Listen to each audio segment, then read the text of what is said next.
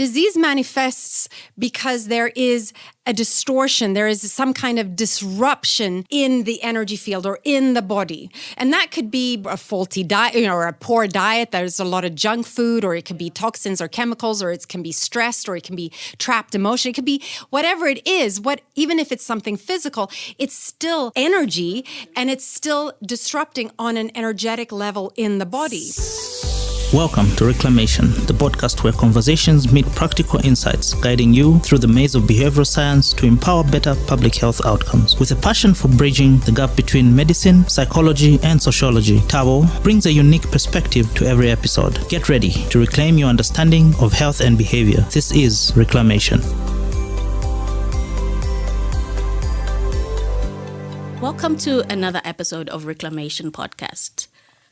You know how we really struggle with eating and staying healthy and having balanced meals. So today I have with me an expert, I would say, nutritional expert, maybe. I don't know. She'll actually tell us what she is, but she's somebody who is so passionate about nutrition, wellness, and medicine in general. And I'm so happy to have her here. She's Kim Otobi, the founder, the director of Umoyo Natural Health. Welcome on the show. So good to finally have you. Thank you so much, Tabo. It's I'm excited to be here. It's going to be fun. Yes. So tell us, nutrition, like why nutrition? Why does that matter to you? I've always been interested in nutrition. Early on in my life, I didn't allow myself to explore it because I thought, well, that's not a proper job, So I went and did economics and management instead at university and worked as a strategy consultant. But deep down, my passion was always nutrition and health, natural health in particular. So after a while, I actually went back to university and studied nutritional medicine. And since then, I have also done so many other modalities within natural health and healing. Oh, okay. So what is nutritional medicine? Because I know a lot of us might not be aware of that. For a listener wondering, they've never heard of anyone say they're studying that. Well, nutrition is so much more than just food, and we use food for so many different things, right? Yes, a lot of people think, I just need to fill my belly, or we're using food to celebrate something, celebrate a birthday, or we use food to suppress emotions, or we use food in so many different ways. But food is actually medicine. It's like Hippocrates said, that food be thy medicine. Yeah. And we forget that it has all these healing properties as well to it. It's the foundation of a lot of our physical health. That is true, because actually a lot of our pharmacological medication that we use, the commercial one, stems from the natural, organic, correct me if I'm wrong, but the plants and things that are found in nature. Absolutely. You're absolutely correct. But nutrition is that foundation. It's providing your body with all the building blocks that it needs. Obviously, things like fats and carbohydrates and protein, the macronutrients. But in addition to that, you also have all the micronutrients, these smaller things like vitamins and minerals, antioxidants, all the phytonutrients that you find in plants and so on, that are essential for the proper functioning of the body, essential for producing hormones or chemical reactions that happen in the body. So it's the foundation. If you don't have that, it doesn't matter all these medicinal qualities, whether it's from the food or from herbs or for pharmaceuticals. There's only so much they can do if you don't have that foundation.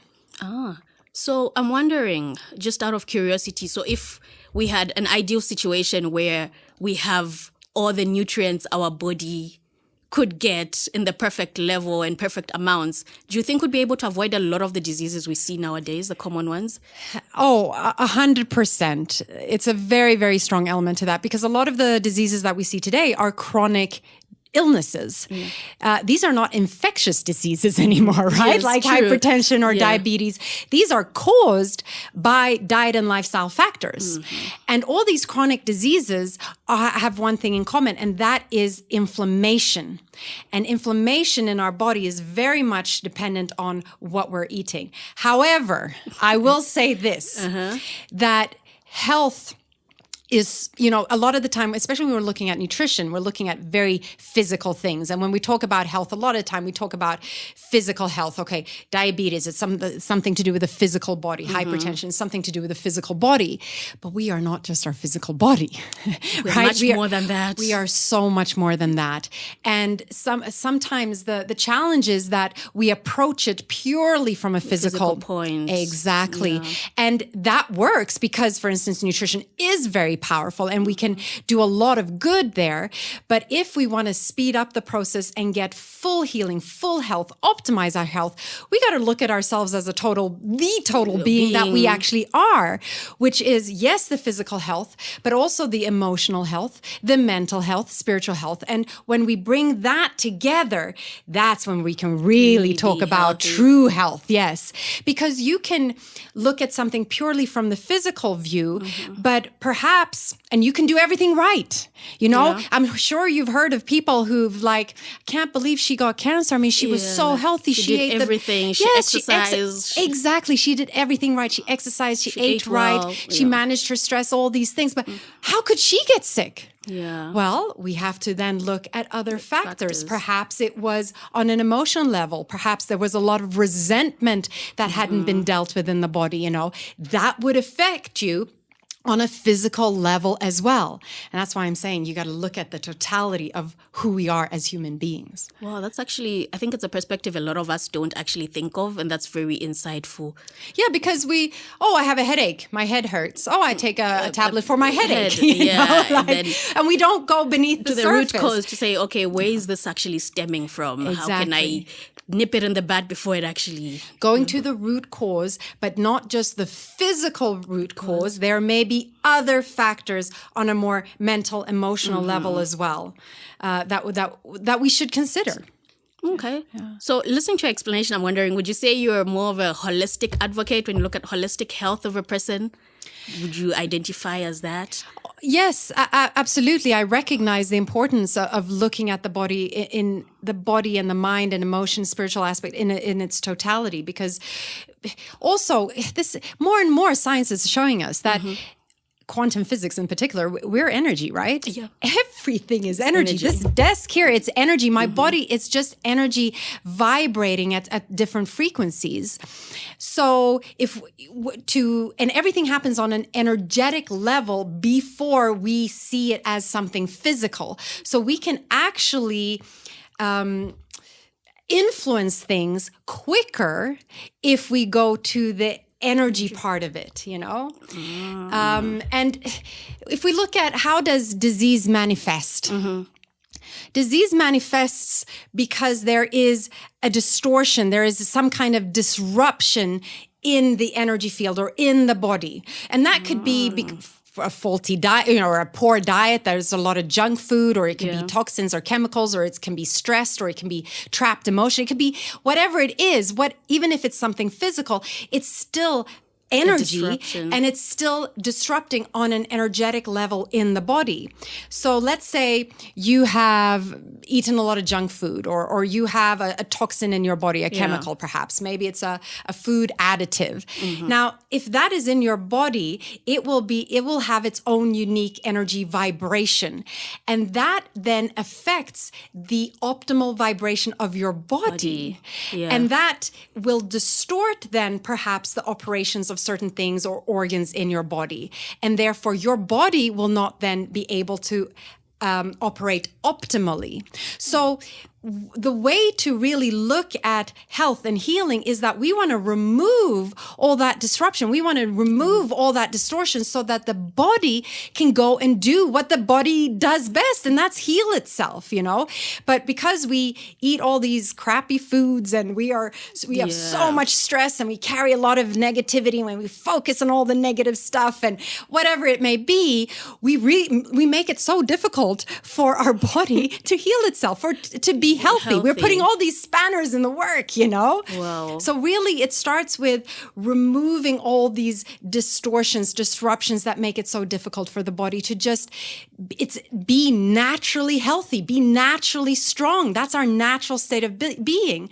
So healing and overcoming illness is really aligning ourselves back to our blueprint, which is health. Yeah, we are meant to be healthy. As somebody coming from a background of clinical medicine, I actually love your explanation right now. You have broken down pathology for me right now. And I really wish somebody had started with that the very first day of class and explained so much about how the disruption of the body function actually causes disease. Well, it's if you look at how does healing happen in the body. If you break your arm, yeah, okay, we can go to the doctor and we set the arm, but who does the healing? Yeah. Does the doctor do the healing? No. And it's the body heals itself. It knows what to do. We just have to create an environment for it to flourish and do its best. Exactly. And that is true for whatever type of medicine you practice. Yeah. Wow. That's interesting. And going back, you talked about, for example, taking something with preservatives or additives. I know how Moyo is known for natural foods. What are some of the benefits of just having foods in their natural form as compared to the processed and the, Yeah, no, great question. I mean, how did God intend our food to be? It's how we find it in its natural form. That's when it's going to be at its healthiest. So what happens when we start processing food? Firstly, what happens is that we start removing a lot of elements in the food that we need, that are good for us. So if we're looking at when we process corn into milli meal, we remove a lot of the fiber. And when we do that, we also remove a lot of the minerals. Now we don't get that in our diet, Yeah. When we eat in Shiba, I mean, that's such a big part of our diet. And now we've removed so much of the healthy elements. If we look at other processed foods, so we've removed some of the good stuff, but then the actual processing will actually destroy whatever good is still in there. So for instance, if that processing applies a lot of heat, that heat will destroy a lot of the vitamins. Yeah. It can denature some of the protein. Heat also damages a lot of the antioxidants, these phytonutrients that occur in plant-based foods. Heat will destroy that. So the more something is processed, the more we also destroy what is left in the food. And then, like that wasn't enough, because the processing will reduce the taste, the appeal of the food. And food manufacturers, of course, want you to buy this food. Yeah. Stay in business. Absolutely. So what do? They add things to make it tastier. And the three things that make it super tasty, it's sugar, salt, and fat. Oh, yeah, fat. Yeah, fat. And not good fat, not the good quality stuff, the cheap stuff, like hydrogenated vegetable oils. So you're getting so much more sugar and salt and these bad fats in the food. And then, of course, we want the food to look good. So we add artificial colorings, artificial flavorings, and all sorts of preservatives as well. So we are removing the good stuff. We are destroying whatever's left in there. And then we're adding bad stuff. And then we're surprised that this food is causing the body to deteriorate. And once again, the body is such an incredible thing that it is so resilient. And that is why it can take 10 years, 20 years, 30 years, 40 years before you see symptoms, because the body is always working so hard, tirelessly to keep you healthy. I'm actually glad you brought that up, because my next question was going to be so what? Because a lot of people we take a lot of the processed foods with the additives and all that, but I'm still good. Yeah. I'm okay. Yeah, but you're still young, so things are going on in your body. That distortion, that disruption may be happening, but your body is dealing with it. But accumulative, there's only so much the body can handle, right? And remember, we can look at health as a continuum. Yeah. One side of that continuum, you're diagnosed with an illness. And then the other side, let's say optimum health. But then there's a whole continuum between those 2 points, right? Yeah. So you might be somewhere in the middle. Okay, let's say I've been feeling a little bit down. I don't have that great energy lately, and maybe I have a headache. So I go to the doctor and I say, hey, something is wrong. I'm not feeling 100%. Please just test me. They do every imaginable test under the sun, and they come back to me and they say, hey, Kim, you're perfectly fine. Our test shows exactly there's nothing wrong with you. But then hang on a moment, I'm still not feeling great, right? Yeah. So just because you haven't been diagnosed with a illness, a label, a disease, it's absent, doesn't mean that you're healthy. And you got to ask yourself, what kind of life do you want to live? I mean, I would prefer to live a life where I have energy and vitality and where my mind is at peace and I have calm and so on, and where I'm positive and I focus on the positive. Yeah. You know, what kind of life, where are you? So that's what you kind of have to ask yourself. But the problem is, of course, that when we are younger, we think we're invincible.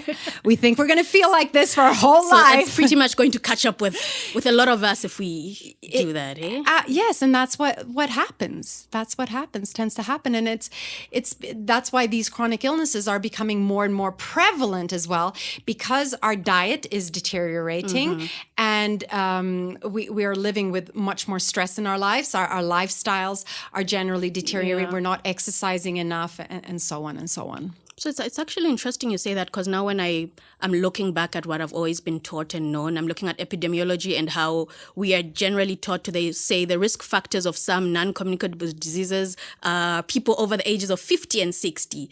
So that is probably a risk factor because of what you had been doing in the past. Exactly. It's not just because you turned 50 suddenly. Yeah. I mean, it is. But then that is how it's made to seem when they are telling us about these risk factors of something, to say, oh, go get checked, diabetes, hypertension, heart disease, like, oh yeah, 50, 60, start getting checked. But we're not doing a lot of preventive medicine. And it's not necessary. It's not, you don't have to get ill. You don't have to suffer from these diseases. It's completely within your control. But a lot of us don't want to accept that responsibility. We prefer to just live however we want. And then when we get sick, now suddenly it's the doctor's responsibility. I'm going to go to the doctor. He's going to give me a pill, or he's going to do some miraculous surgery or whatever. And I'm going to be cured. Yeah. We want that quick fix and we don't take responsibility. And so a lot of it, if we want to be healthy, we have to take on that responsibility, and we have to recognize and be interested in how our choices actually affect our health, because they do. And you're making those choices every single day. And one thing I always keep saying, even in the previous episodes, is how I'm guessing a lot of our habits that we keep indulging in and fail to stop, it's because we're not actually seeing the repercussions right there and then, as you have explained with the eating healthy from the get-go. The repercussions of not doing that is something that you only manifest in the next 30, 40 years from now. So you don't really have that intrinsic motivation to keep going.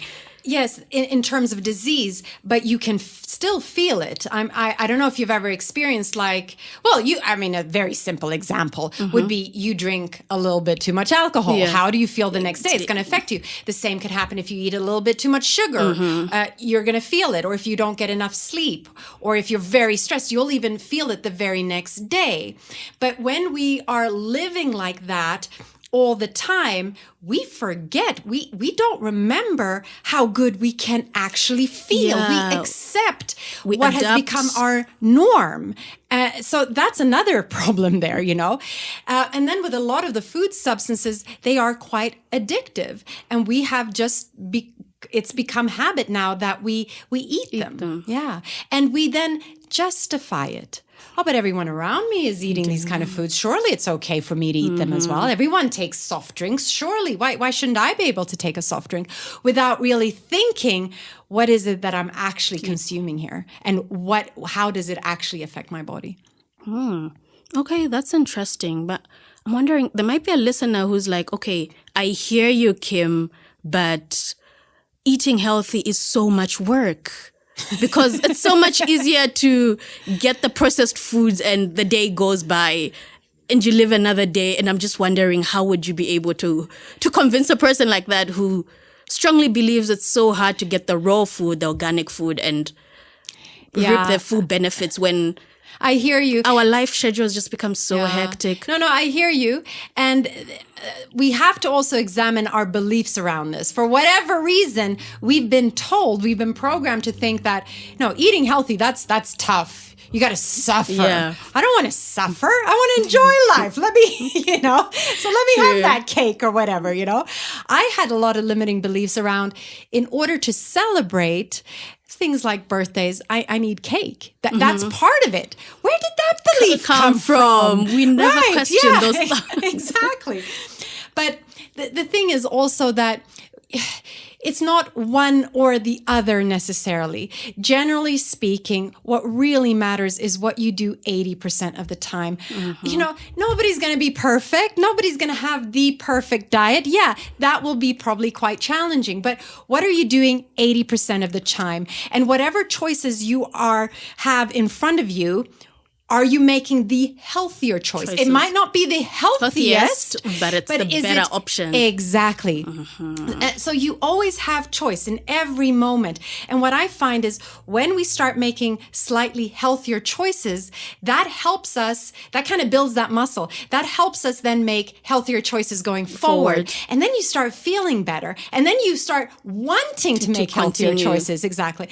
So for instance, for like me, I move my body a lot. I do exercise because I feel good. It's not a chore. I'm not forcing myself to do it.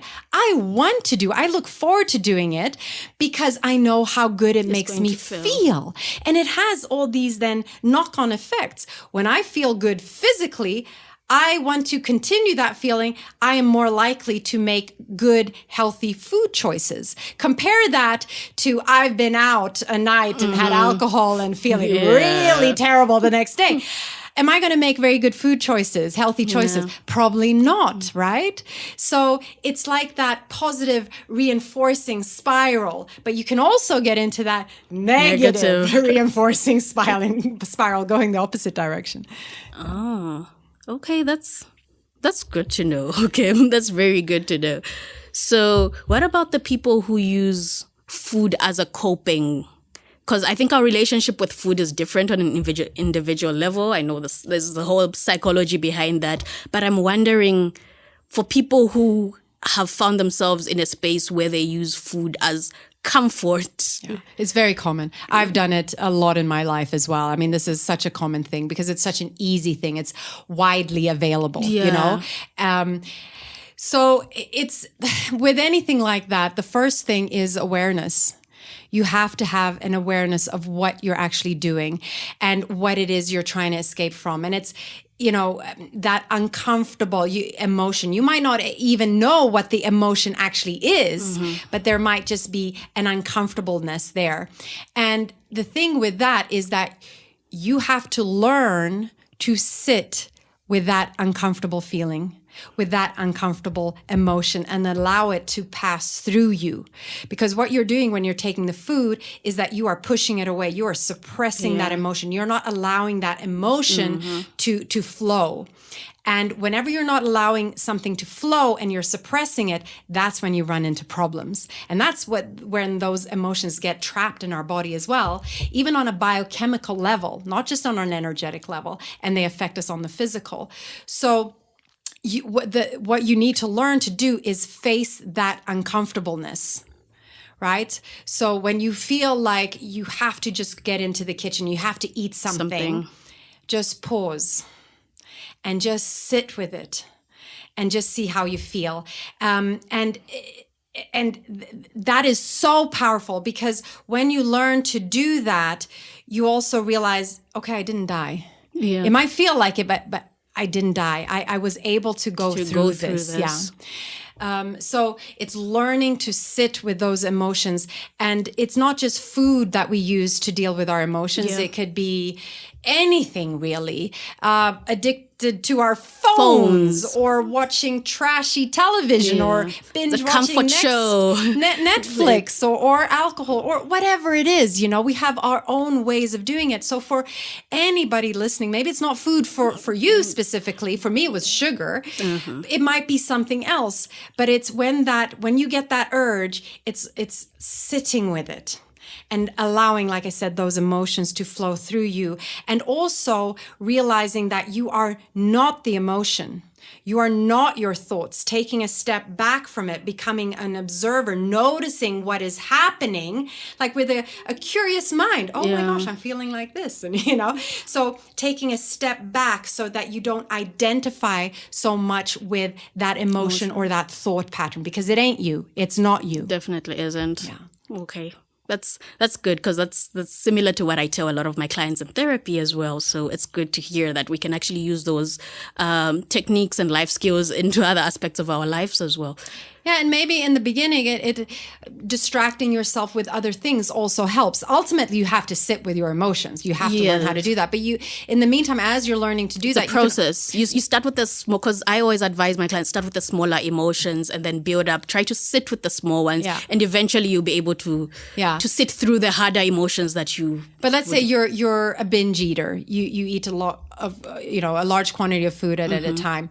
Then yes, sitting with emotions, but you might not be doing that very well from day one, right? So you can also have other coping mechanisms that are more positive. So you can distract yourself, go take a cold shower, call a friend, start journaling, have a few things that you can do to distract yourself, and then perhaps also help you bring attention to what's actually going on. Because a lot of people, when they have these uncomfortable feelings and things, they don't know why or where or how it can come out of nowhere, so also bringing some attention and mindfulness to that to try and uncover it. But it all starts with awareness. Yeah, it does. Like once you know, then you can actually work towards it.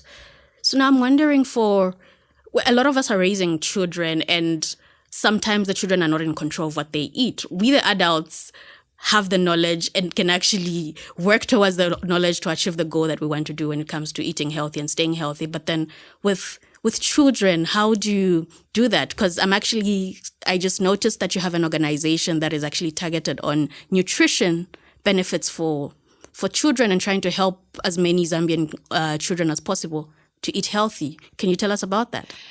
Okay, so absolutely. And I think it's such a big question, and there are kind of two aspects to it. One is like, okay, I've got children. What do I do with my children? When they want sugar, what do I do with them? So that's one aspect. But then you have the aspect of, underprivileged kids here in Zambia who just don't get quality nutrition. And it affects you on such a profound level, mentally, cognitive, your ability to reason and think and for the brain to develop properly, as well as also your physical body, how your physical body develops. I mean, stunting is a huge problem. It is. Yeah, physically and cognitively in the mind, right? And it's so important, therefore, that kids are getting the nutrition that they actually need, fundamentally need, that foundation so that the body can grow and thrive, and so that they really can fulfill their potential as they grow. So Nutrition Tandizo, it was an initiative started through Omoyo, actually, because we developed the most incredible porridge. It's off the charts when it comes to nutrition. We put 4 whole grains in there. Okay. And usually porridge here, it will have 1 grain or 2 grains. So we put soya, sorghum, millet, and maize. Oh, okay. And then because you see, each plant or each food has its own nutritional profile. So, and they're all different. So the more foods you combine, the wider that nutritional profile. And that's why we put 4 grains in there. And then we took Zambia's 2 superfoods, moringa and baobab, both super nutritious, highly nutritious, and we put that in there.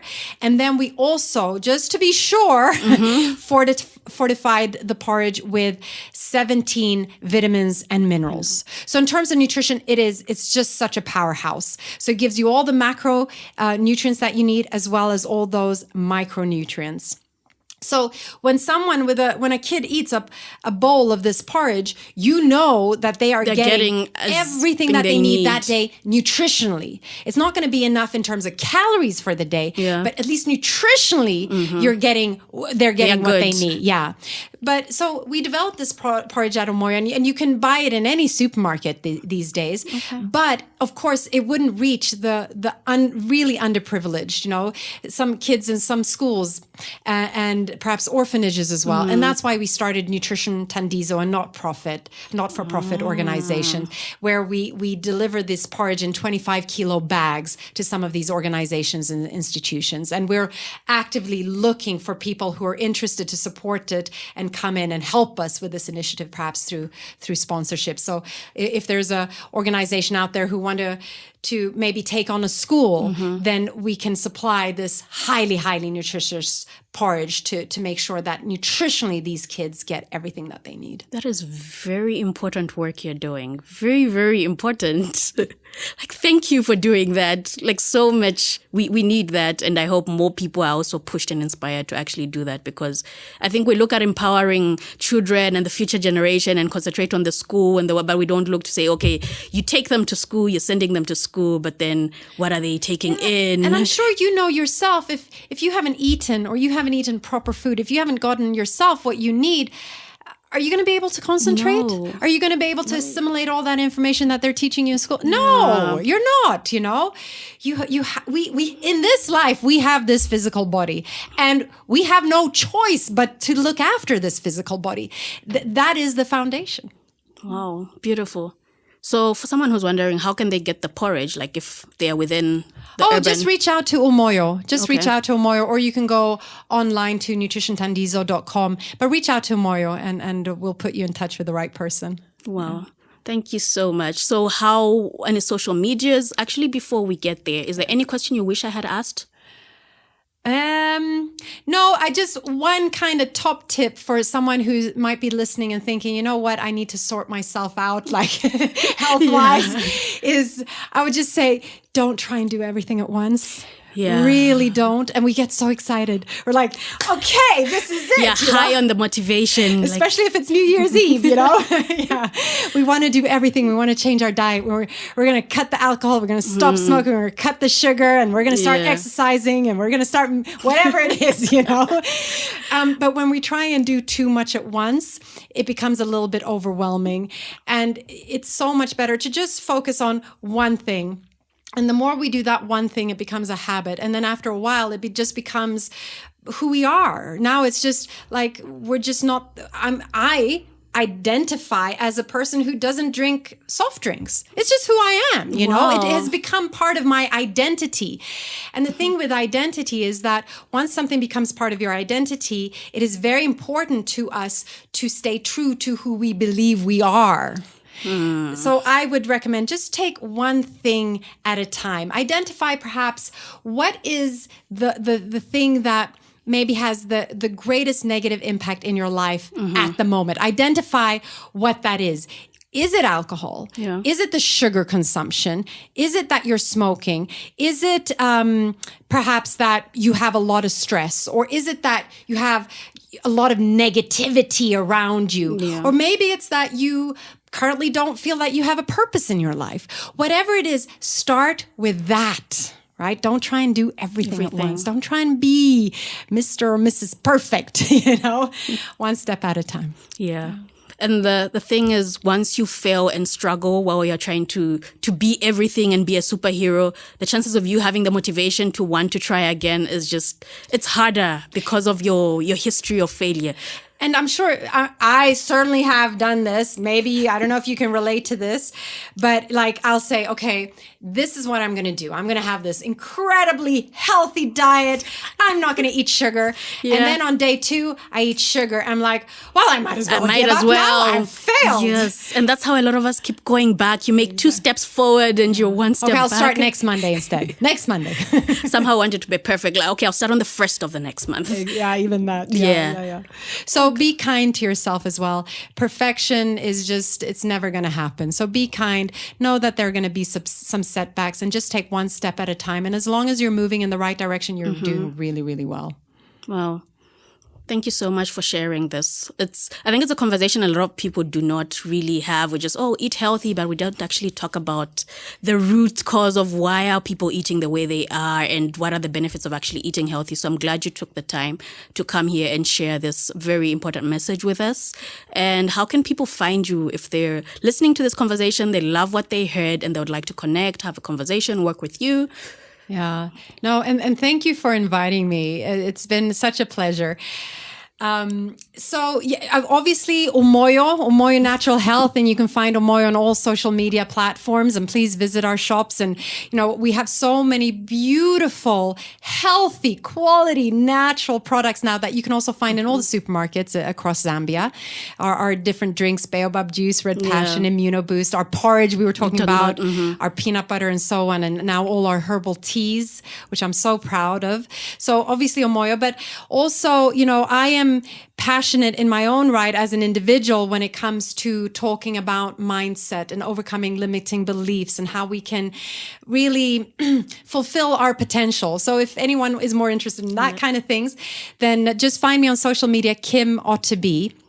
Instagram, TikTok, and Facebook, Kim Otteby. And if you don't know how to spell that, I'll definitely share the link in the show notes, but yes. Yeah. Or just Google Kim and Umoyo and my last name and it should will definitely come up. show Yes, up. Yeah. Exactly. Yeah. Thank you. Thank you so much. So that was Kim Otteby, the founder and director of Umoyo Natural Health. We had a very lovely conversation. We looked at the importance of eating healthy, even if you think you might not reap the benefits immediately. And overall, she wrapped up by talking about how it's important to make any small progress. Start small, build up, and you actually get there. Messy progress, as I always say. It's progress, even if it's messy. Thank you so much for tuning in. Till next time. Thank you for joining me till the very end. In the world of behavioral science, every ending is just the beginning of something new. Please remember to subscribe, leave a comment, and stay tuned for more adventures in behavioral science as we continue our journey towards a healthier, more informed decision making. Until then, stay curious, stay vigilant, stay healthy. This is Tabo Lukato Hadonka signing off from Reclamation. Actually very important, because after you're able to recognize and label your emotions, you understand how certain emotions trigger the unhealthy behaviors. Welcome to Reclamation, the podcast where conversations meet practical insights, guiding you through the maze of behavioral science to empower better public health outcomes. With a passion for bridging the gap between medicine, psychology, and sociology, Tabo brings a unique perspective to every episode. Get ready to reclaim your understanding of health and behavior. This is Reclamation. How many goals have you set in your life that you actually have not seen through? Health goals in this context, obviously. How many times have you told yourself you're going to eat better, you're going to eat more greens and more proteins, you're going to cut down on specific maybe meals or portions or type of food? How many times have you told yourself you're going to maybe reduce on your substance intake? Which could be the alcohol, the smoking, the tobacco. How many times have you told yourself you're going to work out more? How many times have you actually set a goal of wanting to do this and hoping you would achieve it, but then you somehow do not? I have been in similar situations so many times. I have found myself indulging in behavior I wouldn't want to, or struggling to indulge in a behavior that I actually really want to because I know the benefit that it has. But for some reason, I just wouldn't. And at the time, I wish I had knowledge on CBT, and that's what I want to talk to you about. So welcome to today's episode. If you really want to understand how you can break that vicious cycle of setting goals and never seeing them through, I feel like this episode will really help you, because an understanding of CBT has helped me personally in my life, and it has helped so many of my clients in psychotherapy as well. So when we talk about CBT, we're talking about cognitive behavior therapy.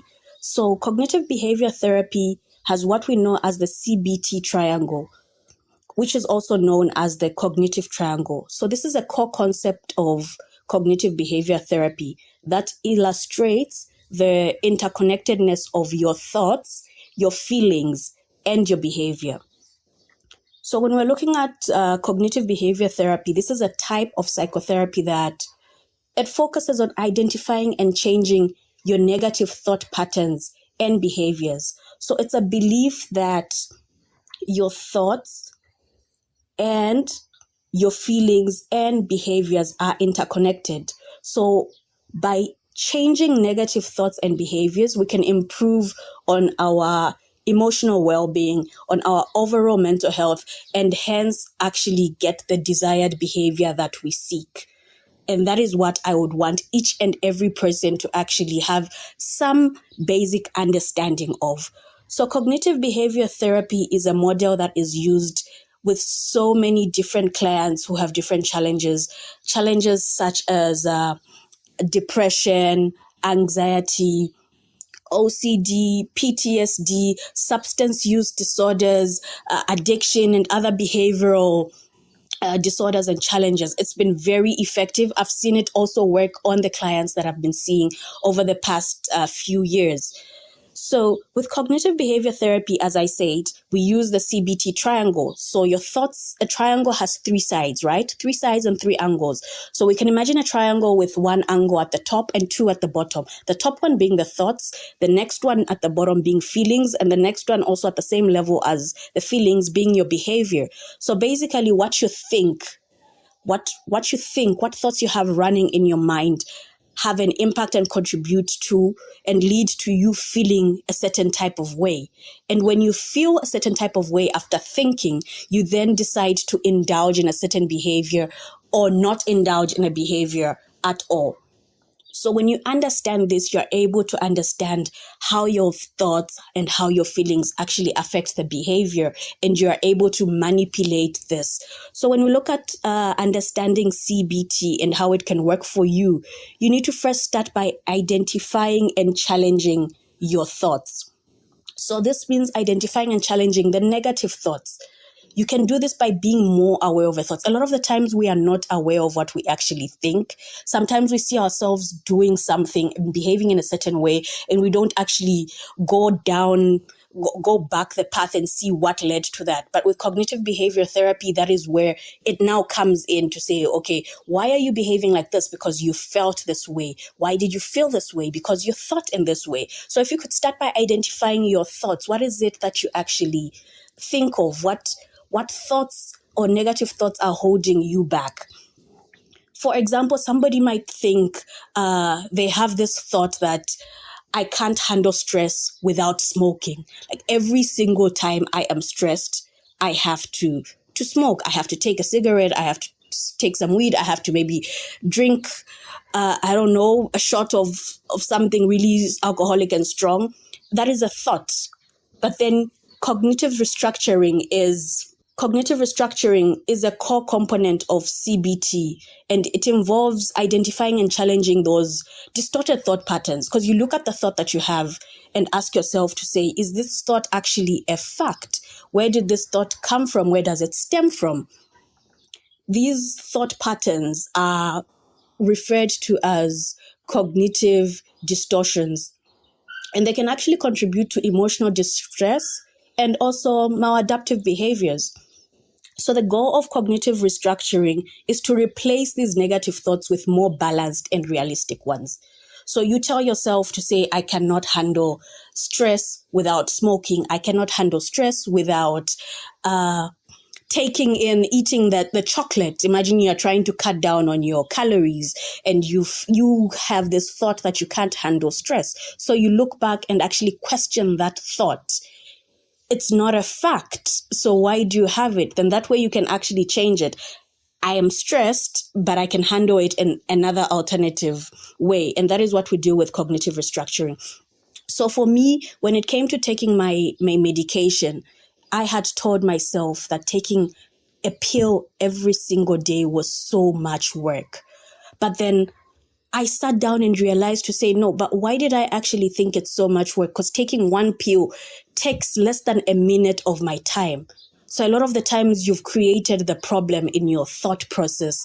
And at no point do we ever say eating food every single day is so exhausting. because we need to eat the food and we are able to do it every single time. So you just approach that thought with another more positive one. So it's easy to do this sometimes because you're not always aware of your thoughts by keeping a thought diary. And that's why I always encourage a lot of the clients I see, I always encourage everybody who is having such challenges to keep a thought diary, record your thoughts, record what you're actually thinking. That way you can go back to them and actually question them. The next thing you'd need to keep in mind is being able to name the feelings and recognize and label the emotions. So in that moment after you've had that thought, how does that thought make you feel? Do you feel worthless? Do you feel stressed? Do you feel anxious? Do you feel sad? It's so much easier to deal with something if you put a label on it and know what you're actually dealing with. So how do you manage those emotions? You understand the triggers. You understand what has actually led me to feeling this way. It's because of this particular thought. What has made me feel sad? What has made me feel really angry? What has made me feel frustrated? And all the other emotions and feelings you can think of. Identify the triggers, and that way you can easily cut out the triggers if it's through a thought or if it's something that has happened that has led you to think in a certain way and that has led you to now feel what it is you are feeling. So emotional regulation is also actually very important because after you're able to recognize and label your emotions, you understand how certain emotions trigger the unhealthy behaviors. And you're able to then develop the strategies you need to cope with these emotions in a much healthier way. Because a lot of the unhealthy habits we have, it's an attempt to cope with that trigger, that negative emotion that stemmed from a negative thought. So we have now looked at how our thoughts, which was the top of the triangle, lead to our emotions and our feelings. Now we can go and look at how the emotions and your feelings actually then lead to the behavior. So the third point would be you understanding how to modify your unhealthy behaviors. We do this through behavior activation. So behavior activation is a CBT technique that focuses on increasing engagement in positive and meaningful activities. So it's particularly effective in treating conditions such as depression, because you're not able to. A common sign of depression is you losing interest and not being able to engage in the activities you want to. So you might not be able to have the zeal to prepare the healthy meals you're used to, or to be able to work out and go to the gym the way you used to. And we use a lot of behavioral activation with people with this challenge. So it helps you break the cycle of inactivity and the negative mood. So the idea is that by engaging in activities that bring pleasure or a sense of accomplishment, individuals can improve their mood and their overall well-being. So behavioral activation is very, very key, because then you are able to understand what feelings led you to that particular behavior. You feel stressed at that point, and then you decided to walk to your closest shop and get a cigarette or get a bottle of alcohol to indulge in. And then it's very easy for you to actually realize, to say, okay, there's this particular behavior that stems from this feeling. So how can I find a way of actually replacing it? So once you understand how those three, which is your thoughts, your feelings, and your behaviors, are interconnected, it becomes so much easier for you to actually set goals, because then you know what is actually driving the behavior that you want to actually get rid of, or what is driving or reinforcing that particular behavior, or what is actually standing in the way of you attaining the behavior you want to. So after you understand this, it's very important to actually set realistic goals and monitor your progress. So a lot of the times we have goals that I want to, like, oh, my goal this year is just to stop smoking. My goal this year is to work out more. My goal this year is to actually make sure that I take my medication, is it for diabetes or hypertension or HIV, correctly and consistently and adhere to it.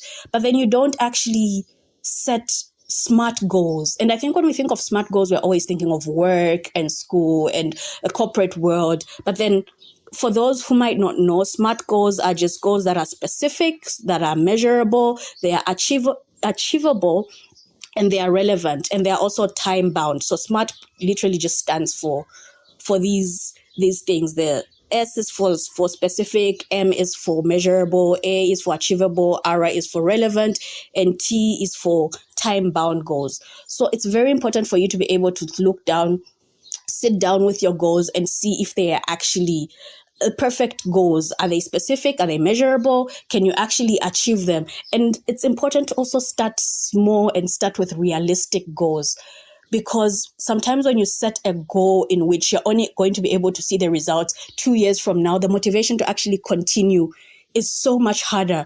It's so much easier for you to set a goal and say, my goal is for me to be able to just skip rope every day for the next 10 days. To say ultimately what you want to do is to be able to do that every single day for the rest of your life. But start small, because what that does to you is that if you're able to achieve the smaller goals, it gives you more motivation to actually take a step into achieving the much larger goals, because you need that drive, you need the hormones to actually get into your head and convince you that it is possible because you've achieved something. Once you achieve something, it's so much easier for you to actually want to pursue more towards that goal. So lastly, the most important thing, even as you understand and know this and appreciate the CBT triangle, look at your thoughts and your emotions and your behaviors, you need to actually seek support and accountability. It's so important to have a community. It's so important to have somebody supporting you, somebody you can be accountable to, accountability partners. And if you can, I know the barriers that exist in seeking a coach or a therapist or a personal support, whatever form or package it is that they may come in. It's not always possible. But when it is, I always encourage and urge everybody to do so. Because I believe psychotherapy it's not a treatment. A lot of people go for psychotherapy and will look for maybe a therapist or counselor who uses CBT modules in the hopes that they can fix them and treat them. But I am a strong believer that psychotherapy is more of a support than a treatment. I say this because you are the one who is in the driver's seat of your life, and what the person is doing is just supporting you as you drive to the destination that you're trying to get to, by helping you be more aware, by watching from the outside and opening you up to perspectives of your life, of your feelings, your emotions, your motivation that you might not have been able to actually see on yourself on your own, because you're the one in that situation. And that is what psychotherapy is. It's support. It's also providing you with the necessary tools that you might need after you've been aware of something. You've been made aware of yourself and your feelings and emotions and your actions. But what tools do you then have to actually make the change? Be it tools to actually communicate better, to make better decisions, to set your goals and prioritize them, by understanding your motivators, by understanding your traumas, your insecurities, and all these other things that come into play. And that is what psychotherapy does. So I really hope more people will now see it as more of a support than an actual treatment of a condition or of a challenge. It's basically, you are the one in charge. Like, you are the one in charge of getting to where you want to be. You are the one in charge of deciding, of rather engaging in that behavior and turning your life around to being a healthier, better version of yourself. As I have really talked about this so much, I just want to end by saying, remember that change takes a lot of time and effort, but with the right strategies and the right support, it's entirely achievable. So I'm hoping this will give you something to think about. I'm hoping this will encourage you to actually reflect on your thoughts, where they stem from, what might be contributing to them, the emotions that you have towards those thoughts, how you actually feel about them, and why those thoughts are wrong or right, and the emotions, and then now looking at the behavior that you choose to do or the behavior that you're trying to cut down on. If you do need this support, you can always reach out through the show notes. There can be contacts to me, and I can also share other resources that might be necessary. I hope you have learned so much from this episode. Thank you for joining me till the very end. In the world of behavioral science, every ending is just the beginning of something new. Please remember to subscribe, leave a comment, and stay tuned for more adventures in behavioral science as we continue our journey towards a healthier, more informed decision making. Until then, stay curious, stay vigilant, stay healthy. This is Tabo Lukato Hadonka signing off from Reclamation.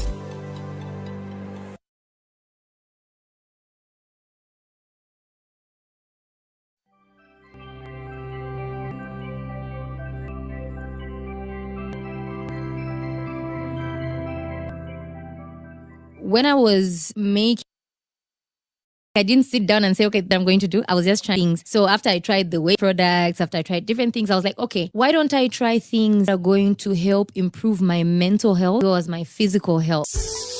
Welcome to Reclamation, the podcast where conversations meet practical insights in you through the maze of behavioral science to empower health outcomes. With a passion bridging the gap between medicine, biology, and sociology, Tabo brings a unique perspective to every episode. Get ready to reclaim your understanding of health and behavior. This is Reclamation. Welcome to another episode. This week's episode of Reclamation. I am so excited here because I have a lovely lady seated in front of me that I've seen in almost 2 years. Yeah, it should be 2 years, and she's amazing. She's looking awesome. I actually wish this year so that you guys could actually see her. But yes, I have Namatama Luwinda, who is a medical licensed psychiatrist. She's a weight loss coach, and she's a mental health activist. She's amongst the most, she's probably the most influential mental health activist we have in Zambia. Welcome, Namatama, welcome. Thank you, Tao. Those vibes, I'm even feeling shy. Energy. Can you match my energy? I'm failing to talk now. So yeah, thank you for taking the time to come here. I know you've been so busy. I've been reaching out for a while and you're not feeling well, but yeah, I'm glad you took the time to come here. Thank you for having me. It's a pleasure. So you've been doing so well. Your body's looking good. Thank you. Yeah, so tell us about that. Where do I start?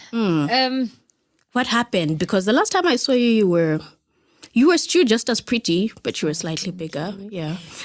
Yeah, so I lost weight. Okay, so when I was bigger, I experienced a lot of body shaming. And many people think that's what motivated me to lose weight.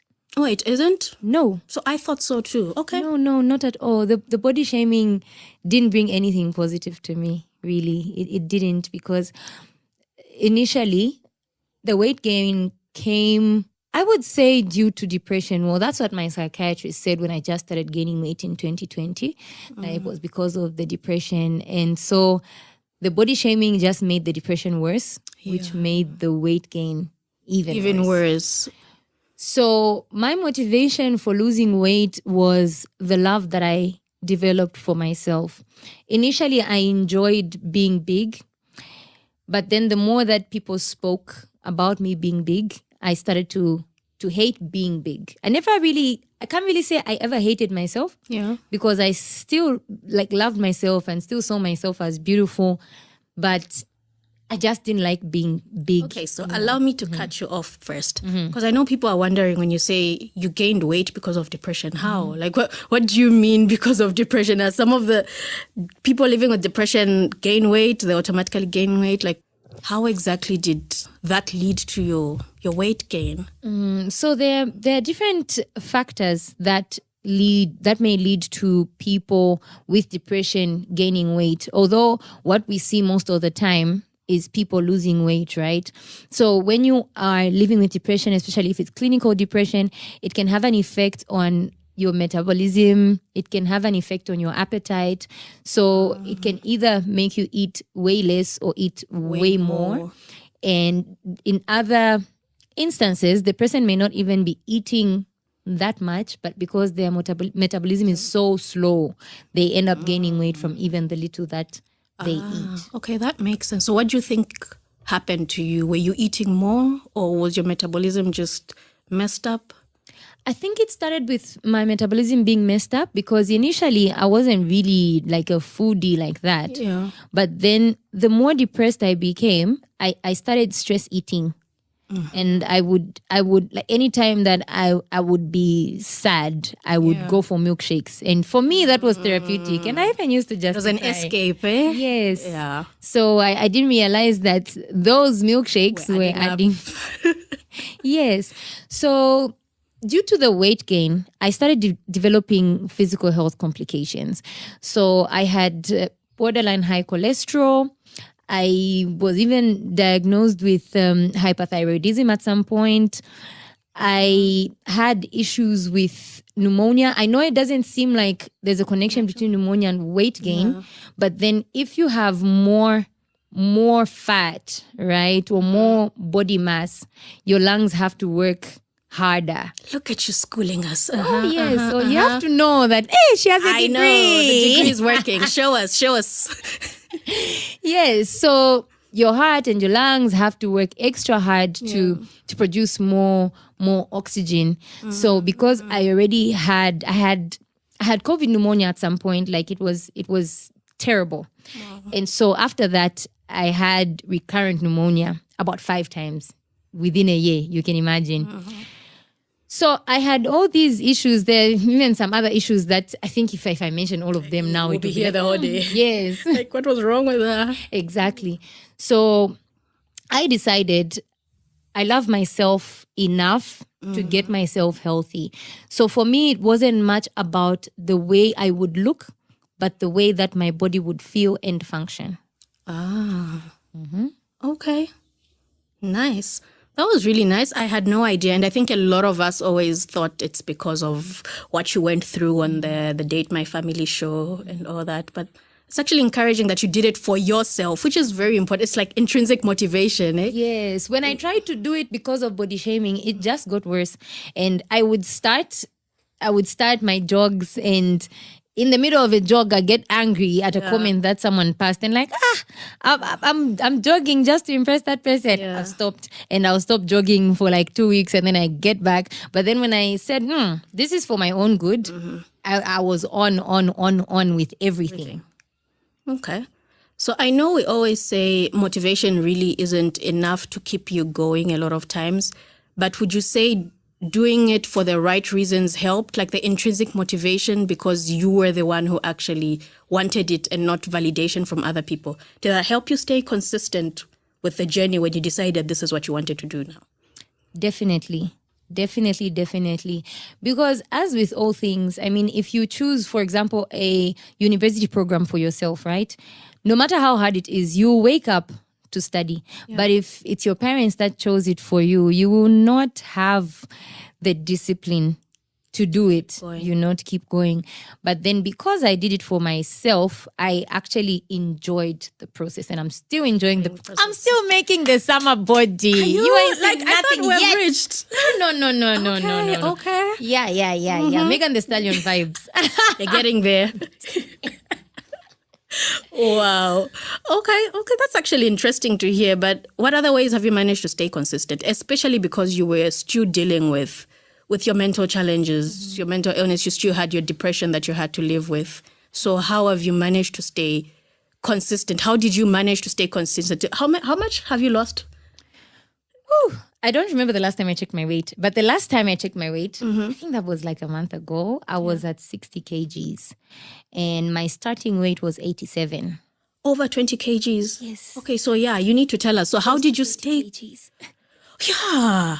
So how did you actually stay consistent even when, because I know when you're living with depression, sometimes you just do not feel like engaging in any activity, even if you actually know the benefit and understand it. That's why I always keep repeating and saying today, it's one thing to know, but it's like the gap between the knowledge and the action. How are you making sure? Because I know you needed to do a lot of lifestyle modification with the working out, the diet. How did you go about that whilst you managing your depression? So on the aspect of health, right? The mental health aspect was also a huge factor. So when I was making my plan, it actually wasn't like I didn't sit down and say, okay, these are the things that I'm going to do. I was just trying different things. So after I tried the weight loss products, after I tried different things, I was like, okay, why don't I try things that are going to help improve my mental health as well as my physical health, you know? Yeah. So I know that exercise is one of those things. So whenever I would feel lazy, I still have those days when I feel lazy, and I tell myself, you'll feel better after this, you know? A jog a day keeps the depression away. Like the hardest part about anything is starting. So I always just get myself to start.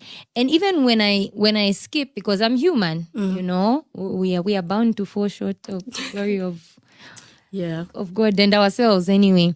So even on the days when I don't necessarily do what I'm supposed to do, I do a mini version of it. So if I was supposed to say jog for 30 minutes, I skip rope for 5 minutes so that I still feel so it's an alternative. At least you didn't do nothing. Yes. And so my body also has registered that, okay, she's exercised, that dopamine has spiked. Yeah. And yay, hooray, Tama. Nice. And also on the aspect of food, because that's something that I've also really used to help with my weight loss and getting more fit. Because I live alone, it's easy. I just decided to get rid of everything that wasn't good for me and just started buying more of what's good for me. So I'd buy like vegetables in excess. Yeah. So that I'm forced to actually cook them. Vegetables. Because it's the only thing you have in the house. Yes. Okay. Then what about for us who are not living alone and you have family? How would you advise us to go about that? Because that was at least, it was helping you. But then for other people who are living around people and they are having all this carbs and fatty foods and all that, like, have you thought about that? Like, what ways would you? Yes. So my weight loss program is actually tailored to Zambian lifestyle, Zambian diet. So it comes with a meal plan that includes food like nshima, your everyday food, right? The only difference is the way the food is portioned. So if you are eating with your family, right, and you have nshima, you should just portion your food accordingly. So 50% of your plate should be filled with vegetables. So if you're eating nshima, probably you'd need to cook 2 or 3 vegetables. Yeah. And then 30% protein and then 20% the carb. So the people in my group don't eat more than 1.5 lumps of nshima. But they still get full. Okay. With the veggies. Okay. You should try it. I will. Especially if it's roller meal. Roller ikutisa. Oh, yeah. I have no problem with roller, so yeah. Oh, wow. Okay. So we're not getting rid of the nshima because I see a lot of diet plans whereby you cut the carbs completely and... So we don't really get rid of anything. The only thing I can say that we probably get rid of is sugar, but that's also optional. You can just reduce your sugar intake to, negligible amounts. Yeah. But we don't really get rid of anything. Carbs are also important. When you take out carbs, then you're causing imbalance to the body. And also, Zambians eat nshima almost every day, right? So if I'm to put them on a plan that excludes nshima, it's going to be you're setting them up for failure. Yes. And also, when they are done with the 6-week program, they'll go back to eating nshima and gain weight even more. So if I can just teach them how to eat what they already love. So it's also about making it sustainable for the clients and for yourself as well. Yes. Okay. So earlier you mentioned that you discovered that you turned to foods such as milkshakes and others for comfort. How are you dealing with that now? Because I'm sure there are a lot of people who are having mental health challenges and would want to achieve a certain goal, but then what is standing in between them is the vice that they found themselves in that is providing them with comfort or a coping or an escape. So like the food, because you were turning to food. For that. How did you, was it automatic? Like once you decided to say, I want to lose weight, did you stop wanting to have the milkshakes that you used to have? Like, how did that happen? How'd you go through that? What would you advise? Okay. So when I decided to improve my health, one aspect that I did not leave out was my financial health. So how that helped me was I constantly think of ways in which I can get what I want without spending money or spending minimum money. So I make my own shakes at home. That's really smart. Yeah, thank you. So I mix like different fruits and actually make my own protein shakes at home. Yes, I can even give you a quick recipe. Like Come on, give us. It's simple. So for the average Zambian, protein shakes are very expensive. They are. But what's in them is literally soya. So if you are not allergic to soya, you can get that soya porridge that they sell. You know, the same cheap one. And then use milk and put your favorite fruits. I usually use banana as a base because it makes everything nice. I love bananas. So yeah, just mix those things. One thing that I also put in almost every shake is mawuyu. So like, the pulp from mawuyu, and also I boil the covers and extract that tea. So that helps to boost the immune system, and it also helps with weight loss. It also helps with suppressing your appetite and making your body warm. I think everybody needs a warm body. I have so much to say about that. You know, Zambians' obsession with warm bodies, the women. But yeah, we will not talk about that. But makes your body warm, which is a plus, I guess. It kills viruses. Okay. What viruses? Flu. The influenza that almost took you out a few days ago. Yes, and I killed it with mawuyu. With the maboyo. Yes, Okay, that's actually good to know. Oh, okay. Yeah.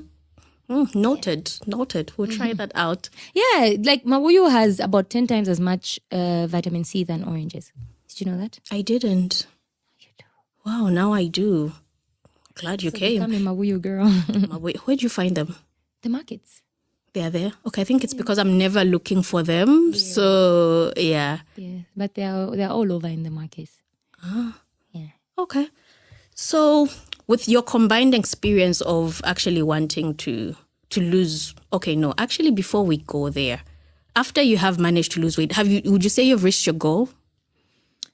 Was this the ultimate goal? Like when you were beginning this journey, what was your vision of the end looking like?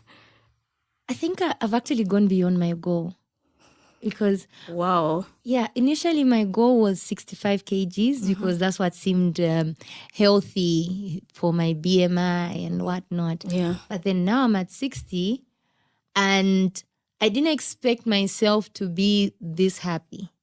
I knew that I would be happy, but I've never been this happy in my life. Like I'm living my best life and wondering like, so there are people who are happy like this. Jesus. Because also, it's also been a spiritual journey. Initially, I would try to lose weight on my own. And at some point, I just gave up and said, Jesus, I know you care about my feelings.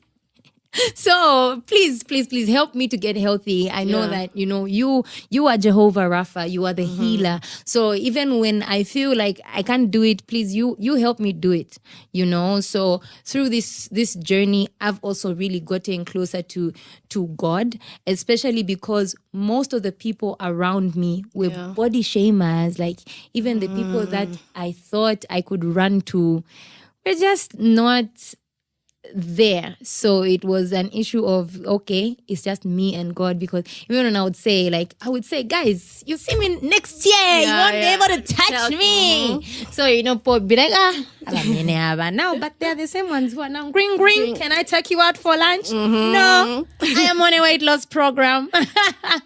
Yeah, speaking of that, how do you navigate that? Because it's easy when you have control over your environment at home, but then, yeah, like dates, how are you making your orders of food? Because these are things that are around us and you've set a goal that you want to do this. At home, it's all good because you're in control. But then there are times where you go out, maybe you even visit another town for a weekend or the whole week. And how do you go about that when you're forced to actually have to order food and not be the one to prepare it? It all goes down to portioning. So if I go to a restaurant, I'll order a huge salad and a normal meal on the side. So because I know I can't tell them, give me half of the chicken and stuff. So I just portion it like that. So usually for me, one meal turns out to be 2 meals because of the portion of the salad. By the time I'm getting to the other things, I'm already kind of full. Nice. That's actually interesting to hear because I remember someone saying like expensive and fancy hotels, when they have buffets, they usually start with the salads deliberately as compared to the cheaper places, which would start with the actual carbs and the proteins. So it's like they start with the salads as you're going to serve. I don't know if you've observed it. I'm not sure. I've observed it twice. Like after I heard it, I'm like, okay, yeah, the more posh places do that. So it's like you're already full with your plate is already full. So it's kind of working on your mind because you started with the salads before you got to find out what is there. And then you're now adding. So yeah, I guess that kind of helps in a way. So, and it's almost in line with what you're saying of having the bigger salads. I'll be more observant now. You should. Interesting. Maybe they lied to me, but it's possible. It's possible, right? Yeah. I observed it twice. I was like, oh, interesting to note. They're expensive people. They can pay the psychologists. Exactly. Yeah. Like, how do we go about? I guess it also saves money for them because salads are cheaper than, right? Yeah. Than meat. Yeah. Salads are cheaper than meat. So it's a win for them from the business point of view. I think I should open a restaurant. You have so many. You get an idea every single time people have conversation with you. Yes. It is. So looking at how you've been able to do your weight loss as a coach, you've managed to actually lose weight. You said you've gone you've gone beyond what you actually envisioned. And I'm wondering, have you learned anything during this process that helps you with staying consistent in other avenues, other ways of your life besides just the actual weight loss journey or the dieting and the exercise? Are there other ways that what you have learned you've been able to apply in your many other hats you wear? I know you wear so many hats. You're a counselor. So the consistency. I'm wondering if there are any transferable skills or insights you've gotten. The biggest lessons that I have learned through my weight loss journey are financial lessons. Through my weight loss journey, I have found myself, I don't know if I can say making or multiplying more money. I'm able to save more money. I'm able to invest my money in, places that like long-term investments, short-term investments. Before, I wasn't the best person with money. I didn't really believe, I used to save, but just like, no more saving, piggy bank, 1 to 100 day challenges. But from seeing how my efforts with weight loss have compounded and given me results, I've been able to understand the principle of compounding. I used to have difficulties understanding money. That was the most difficult topic for me. For a lot of us, actually. Yeah. So now, because I have weight loss and fitness to look at, like, I started from here with all these issues and all this weight, but because I've been taking 30 minutes to jog, those 30 minutes probably don't even feel like a lot, but at the end of it, I'm seeing the results. So that made me start saving. Like, okay, if I save even just a small amount of money every day, so I cultivated a habit of saving every single day. And through that, I've been able to do things that I'm like, me? Yeah, like, how did I do that? Even you are shocked. Yeah, a big person now, clearly. I'm not ready. Big people. That's really nice to know. Any other insights you have for us? anything else, anything you wish I had asked in this conversation that is important that you think somebody listening would benefit from? You can only get better when you start to love yourself. And when I talk about self-love, I'm not talking about going to the spa or having a skincare routine. I'm talking about loving yourself enough to be disciplined. Discipline is also a form of self-love because you are investing in your future self. So with all things, you have to love yourself where you are now. So I started to love myself at 87 kgs. Yeah. And told myself I'm going to get this I love this 87 kg body and I'm going to get it to 65 because I love it. And because I love it, I'm going to stress it until it does what I want it to do. Wow. So yeah, love yourself enough to put yourself through pain that's going to pay off later. Wow. That's actually that's so wise. Ish, I feel like I've just, hey guys. You're powerful, Wisdom will kill me one day. It will. It actually will. I was thinking of asking something and it's just, I've lost my train of thought. Your wisdom just confused me. I swear your wisdom confused me. I hope you're going to cut that out. Like I really had something in mind. Anyway, how many more minutes?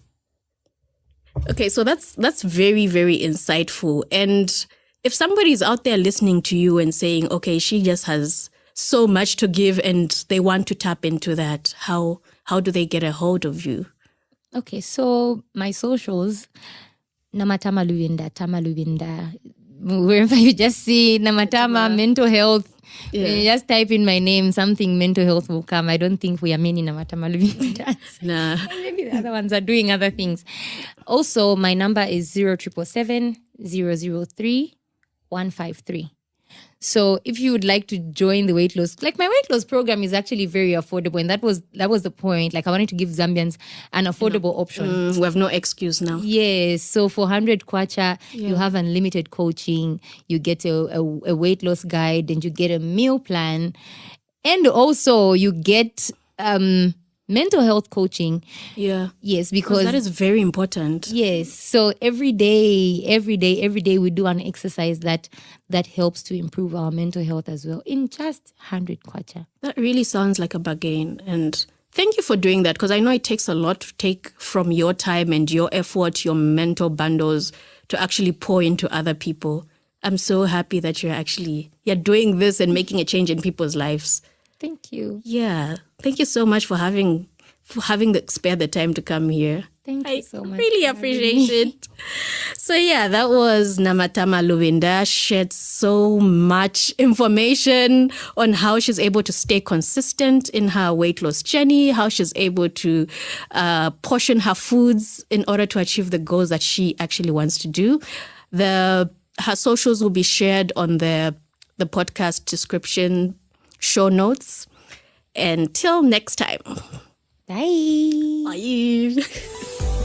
Thank you for joining me till the very end. In the world of behavioral science, every ending is just the beginning of something new. Please remember to subscribe, leave a comment, and stay tuned for more adventures in behavioral science as we continue our journey towards a healthier, more informed decision making. Until then, stay curious, stay vigilant, stay healthy. This is Tabo Lukato Hadunka signing off from Reclamation.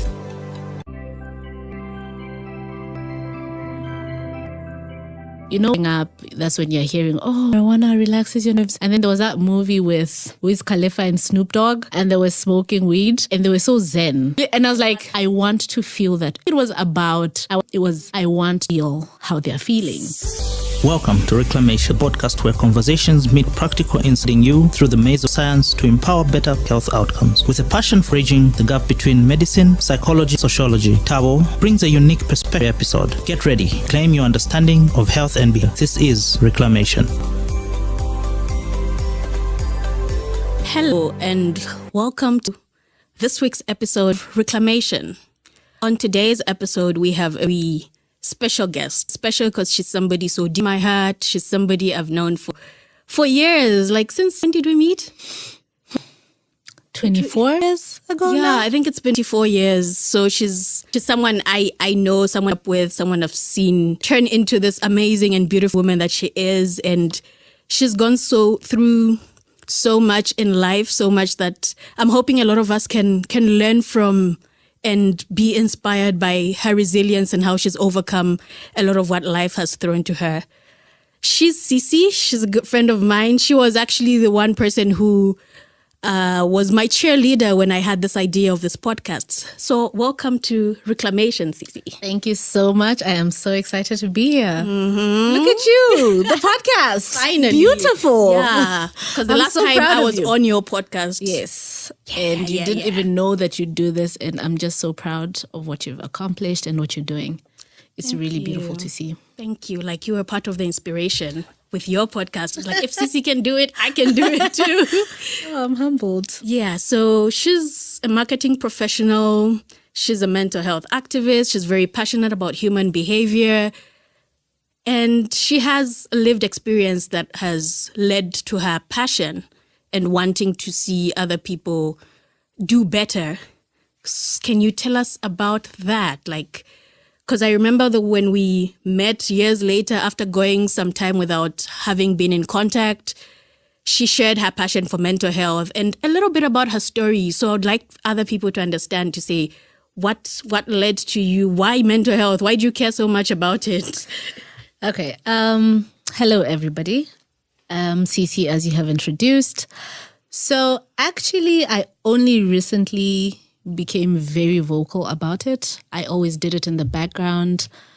But over the past few months, I have seen how there's a gap in the mental health space. And a lot of us are struggling with demons that we face silently.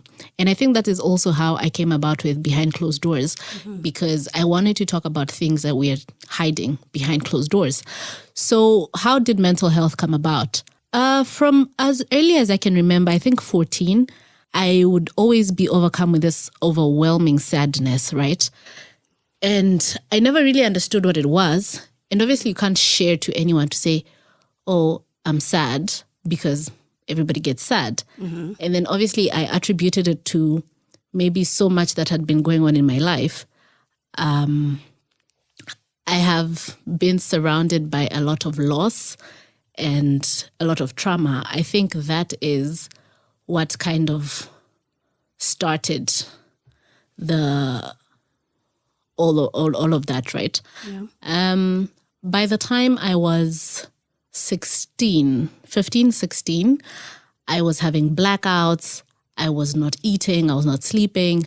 All I did was just rot. Oh. And it was so bad, so much that I had to be pulled out of school because of that. And this is something I've never shared with anybody, huh? Wow. I had to be pulled out of school for a year. And I was just rotting away. And this is when I discovered marijuana. So there was somebody who was living in our area who would always give me, some joints. And that is the only way I would, talk to people, smile, do all this other stuff. So hold up. How did you get to discovering the marijuana part? Like, how did you, the first time that is, do you remember what led you to think, let me try this out? I think did you know that it would make you feel better? Were you hoping? Did you search for some things that didn't work and marijuana was one of those you bumped into? To be honest, I think it was just around the time, as a teenager, you're trying to, you're being woke. Like, we're trying alcohol, and I wasn't really a fan of alcohol. I tried that. It didn't work out for me. I think I would throw up all the time. So I knew that, okay, I am not an alcohol person. And, when you're growing up, that's when you're hearing, oh, marijuana relaxes your nerves. And then there was that movie with Wiz Khalifa and Snoop Dogg. Yeah. And they were smoking weed. And they were so zen. It looked cool. It looked really, and I was like, want that. I want to feel that. I don't think it was about, I want to be cool. It was, I want to feel how they're feeling, because the demons that I was fighting daily in my mind, I just wanted some silence. So when somebody had that and I had the opportunity to try it, and in fact felt how I saw it on TV, it was beautiful. And this is something I did privately. For the most part, my mom traveled a lot. Okay. So it was not easy for her to tell that something's happening with my kid is starting to do drugs or any of that, right? So I started the marijuana. Whenever I'd feel some type of way, and then now it became to a point where I'm smoking maybe 4 to 6 joints in a day. If I don't smoke, I'll not sleep. If I don't smoke, I will not eat. I will not, So you I would not turned function. dependent. Yes, I became very dependent. And then it got to a point where I don't feel anything else, just the high. And I started self-harming because I'd want to feel a different pain from what I'm struggling with. So I'd harm myself, slit my wrists, just so I could feel a bit alive. And now I started losing time because of that. I don't know if it was because of the marijuana or I really don't know, but I'd have blackouts. And so my mom sent me to the hospital to get my blood tested because maybe you have low sugar or something. Yeah. And when I got there, they tested everything was okay. And the doctor, spoke to me for a little bit, trying to understand when all this started, how I feel around just before I black out or after. And he told me that, your case needs a psychiatrist because it seems you have chronic depression and anxiety. So, but how he told me, and now that I think about it, I'm like, it could have broken me further because he said, if you continue down this path, you will die. And so as a teenager, as a 16-year-old, all I've heard is, I'm going to die. So that freaks you out. So I go home and I'm telling my mom, okay, so I'm going to die because I have something called anxiety and depression. And the grace that this woman showed, I'm very thankful to this day, because an African parent being told that your kid has a mental illness is really, nobody wants to have a kid. That was like 10 years, over 10 years ago. That was over 10 years ago. Nobody wants to have a kid who's broken. So, I go to the psychiatrist and they do all the assessment. And yes, that is what I have. So they're giving me all these pills, antidepressants, anti-anxiety meds, sleeping pills. Yeah. So I'm on a cocktail, right, of all these meds. And so I have to now work the meds and the marijuana because I'm still abusing that, right? And now it means your doctors know you were using? No, nobody. Till this day, till now on the podcast. This you don't know. Nobody knows. So the medication did not work. They instead numbed me because maybe the chemistry with the marijuana, or maybe my body was not working with it. Because also you need to realize that at that time, over 10 years ago, that was trial and error. Yeah. Mental health wasn't something that, okay. It's just something we're still right now, exactly. And, But at least where we are at now, it's much better to manage. We've made progress in that area. But then it was really try and error. So, okay, if this didn't work, we'll try this next thing. If that didn't work, we'll try this. So I had a series of different medications on and off, So... But the marijuana was still there. The marijuana was still constant. It was the constant. It was giving relief, would you say? It was giving relief. It was giving zen. It was giving peace. Yeah. And at some point, I thought to myself, I haven't been to school in over a year. And I have to pretend with my age mates. Yeah. I would, when it's 16:30, I'd wear my uniform and come outside so that people would be like, oh, she's from school. And I think also having to keep up that took a toll on me, because also I was from a very small town where if I go to a social worker, everybody's going to know that, oh, John Van's child has a mental disease. And so I stopped going there altogether.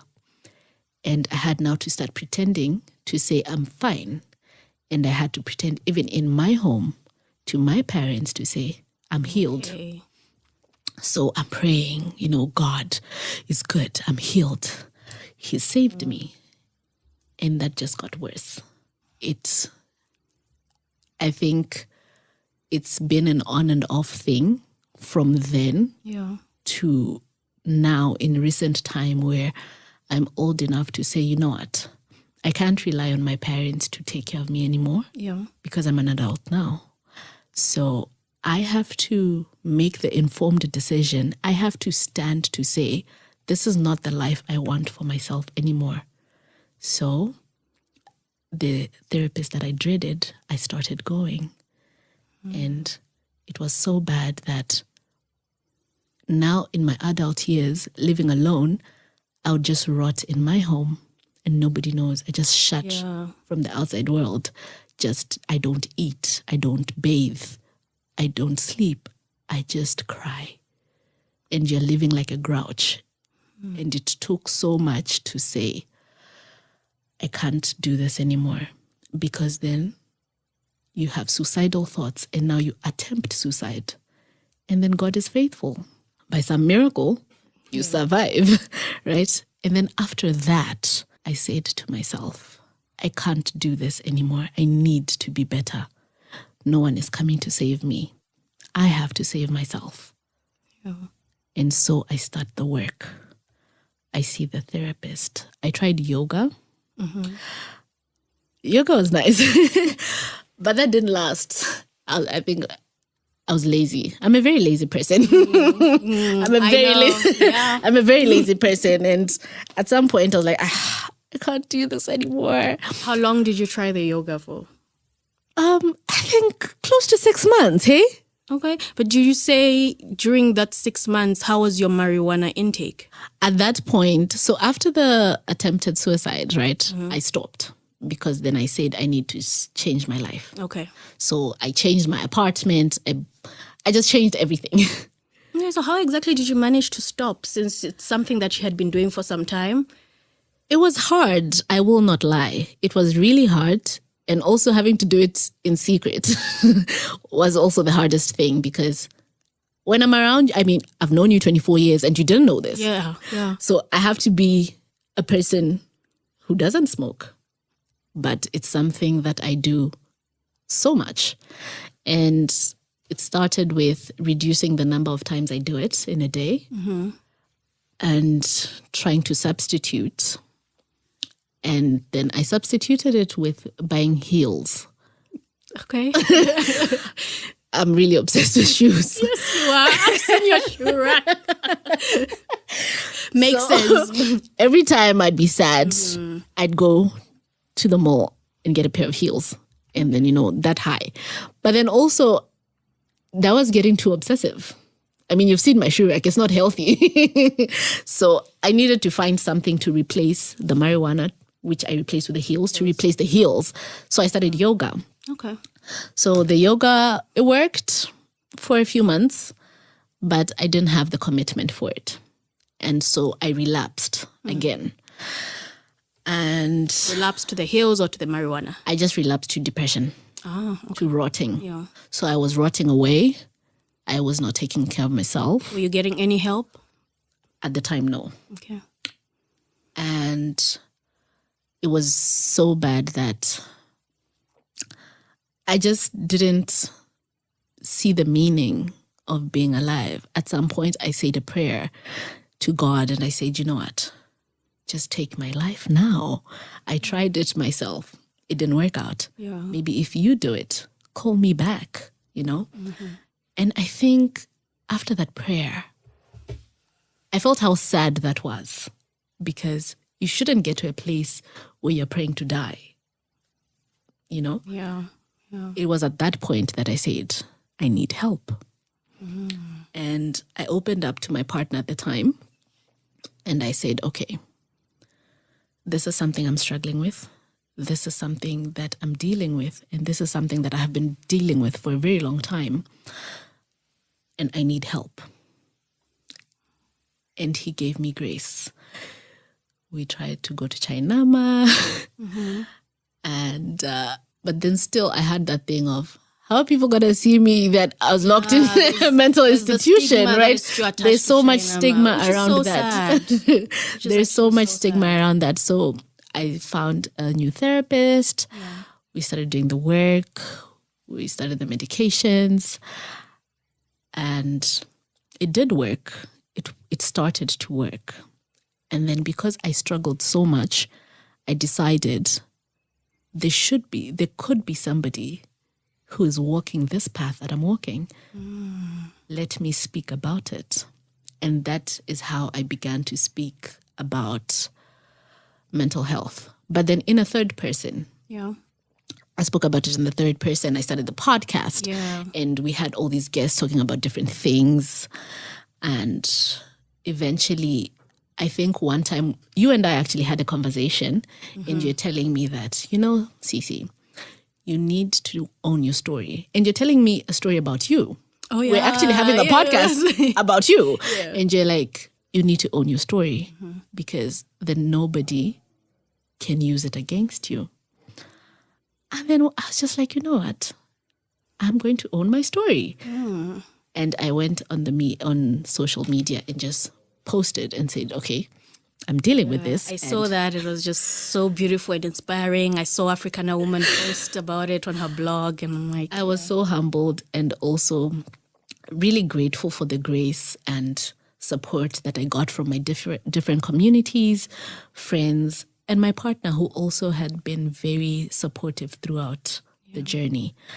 And now I'm trying to be a person that other people can see and say, okay, that person has suffered, is still suffering, is still struggling, because unfortunately it doesn't end. Yeah. It never goes away.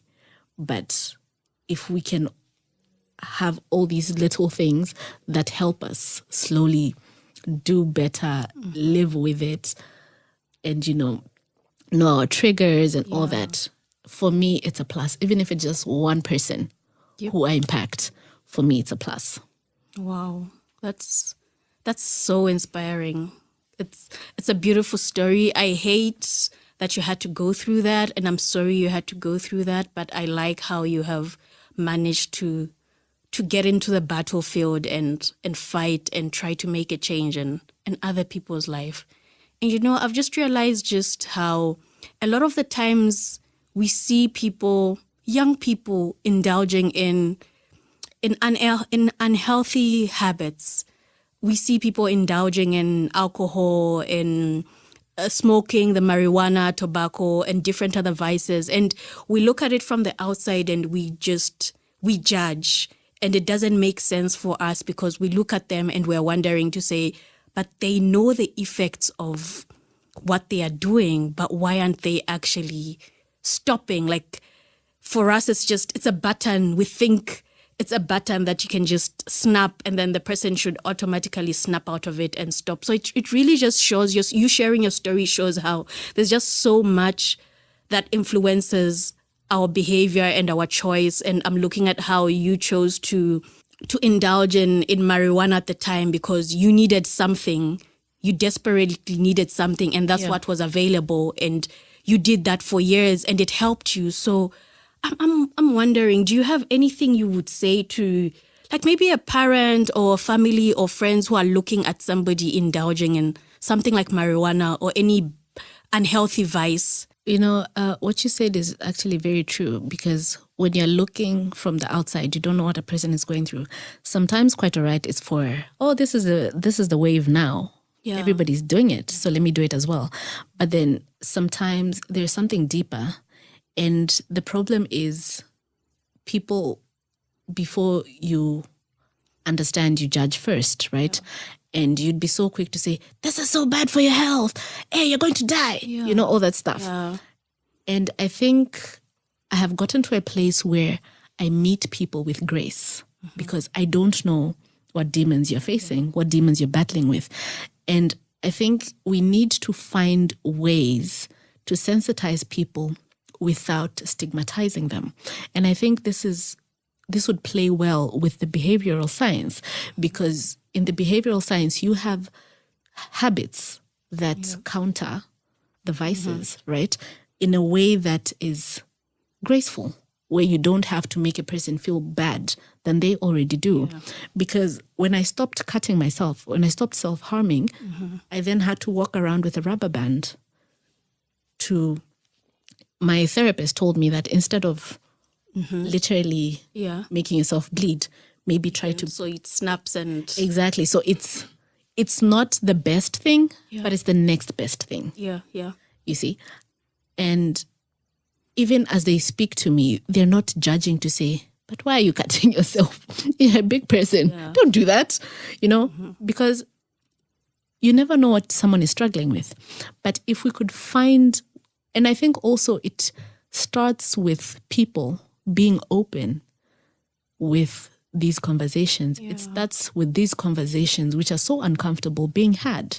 And I'm so proud of you for sharing and starting this conversation with your story. Like it's you being vulnerable to the world, and hopefully we can tap into that and learn so much. So, yeah. Thank you. We're on the right path, I guess. Yes, I think we're starting to get there. And I've seen that there's a lot of people now who are advocating for mental health. But then there's still people who are still stigmatizing, which is very shocking. But then also I have come to realize that people hide what's inside by, mocking other things. Because you'd find, I was also a person, I struggled with depression for over 10 years, right? Yeah. But I'd also be like, I would never see a shrink. Yeah, because I get that. It costs me zero to say, it is what it is, right? It's the same thing with even Chainama. Like, people know to say, yeah, you can see a therapist there, but then the thought of, okay, I drop off and I walk to Chainama, how is everybody going to... That's the thing. So I had to stop being a hypocrite first. So all of us have to stop being hypocrites first if we want to see the change, because we can't see change if we're not doing something ourselves. Yeah. You know that thing for, I'm starting with the man in the mirror? You can't tell your neighbor before you fix yourself. Yeah. So if we're not having these conversations, if we're not spreading the awareness, if we're not educating people, because other people genuinely just don't understand. True. Others, it's really just negligence. You know what I mean? So if we're not starting these conversations, educating people, spreading awareness, then we're not going anywhere. Wow. This has been a lovely conversation. It's just, I'm hoping even for the listeners, they realize just how much a lot of our emotions, a lot of things unseen really play a role in what we see on the outside, the behaviors we look at and judge, and the behaviors, the people we call junkies. Yeah. There's just so much more, and sometimes it's not just about the educating of the people, as I always say, to say you can't really keep telling somebody to say this is bad, because the help they need might not be them knowing the negative of what they're indulging in, but it might be much deeper than that. So I'm happy you brought this. It's been an insightful conversation. It's lovely. Thank you so much for sharing this story on Reclamation. Thank you so much for having me here. Yeah, so any last words? It's funny because I tell other people that, and then now you're like, what am I supposed to I think meet people with grace, because you never know what people are dealing with and what people are constantly having to battle with. So no matter how you feel you would have acted differently in a situation, meet people with grace.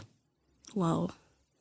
That's powerful. That's lovely. She says meet people with grace. I hope this week we will try to look at the people we've been looking at and judging, and try to extend some grace towards them, even as we form a picture of who we think they are or might be. That's a very powerful thing. Thank you so much for that, Chonga. Thank you so much, I'm so happy Cici. for being here. Thank you so much. Yeah. So that was Sisi. She shared her story of how mental health affected her behavior, how she ended up taking marijuana, and how that was an escape from the depression that she was living with and that she has been living with. And it's been a very insightful conversation. And I think it leaves us with so much to reflect on. So much. We all have people who have behaviors we don't really understand. We're trying to make sense of. We probably even shout at them and judge them for that and don't understand why they are doing it. But maybe this is the time to question if there might be some hidden force behind why they are doing what they are doing. It could also be with you as an individual sometimes. You might find yourself indulging in certain substances or certain behavior that you really want to get rid of, but haven't really understood why you do it in the first place. So this could be a moment to reflect on that. So yeah, that's the end of the episode.